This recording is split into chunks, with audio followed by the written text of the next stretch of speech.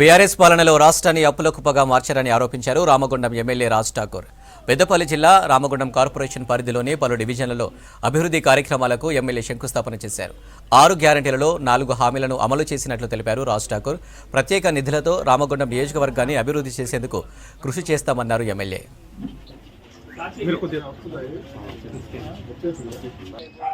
రాష్ట్ర ప్రభుత్వం ఇచ్చిన మాట ప్రకారంగా 6 గ్యారంటీల్లో భాగంగా 4 గ్యారంటీలు ఈ రోజు నుంచి ప్రారంభిస్తా ఉన్నాం.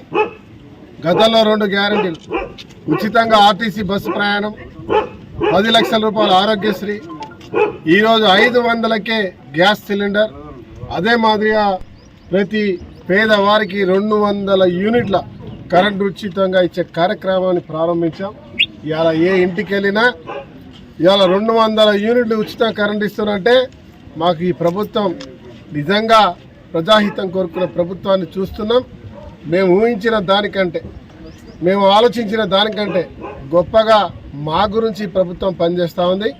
గత పాలకులు రాష్ట్రాన్నంతా దోచుకొని లక్షల కోట్లు అప్పు చేసి ఈ రాష్ట్రాన్ని ఒక గుదిబండగా చేసి అప్పుల రాష్ట్రంగా చేసిన ఈ కాంగ్రెస్ పార్టీ ప్రభుత్వం, రేవంత్ రెడ్డి గారి ప్రభుత్వం ఈరోజు పూర్తి నిబద్ధతతో ఈరోజు ప్రజలకు మంచి చేయాలని ఒక ఆలోచనతో మరి అన్ని కార్యక్రమాలు చేస్తూ ముందుకు పోతా ఉంది.